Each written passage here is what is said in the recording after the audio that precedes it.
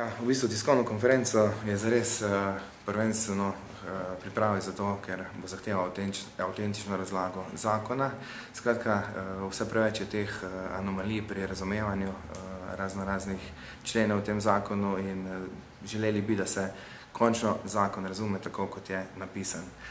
Seveda so tu ogromni problemi okoli SAZS-a, tako iz inputa, torej tisti, ki plačujejo, torej uporabniki avtorskih pravic.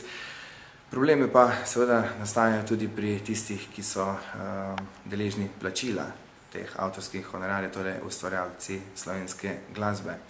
Tu so zadeve toliko netransparentne, da v zaresu pač razmišljamo, da je nujno potrebno narediti neko celostno, neko kvalitetno analizo tega stanja in seveda v nadaljnjih korakih tudi pripraviti rešitve, ki bodo pripomogli k temu, da ne bo SAZS večni kamen spotike med uporabniki in med proizvajalci avtorskih pravic.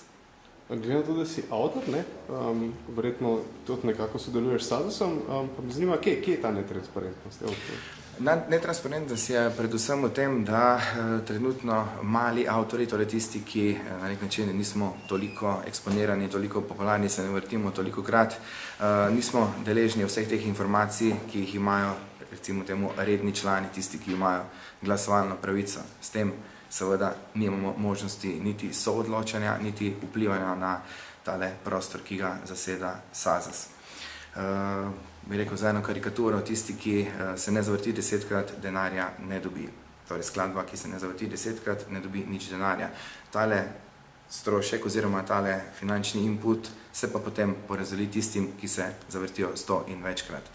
Namesto torej, da bi spodbujali ustvarjalnost, spodbujali, bi rekel, nove ustvarjalne, kreativne, glasbene ustvarjalce, se na ta način proizvaja nek klientelizem in oži se tisti prostor tistih, ki dobijo nek, bi rekel, normalen in pričakovan honorar iz strani avtorskih pravic.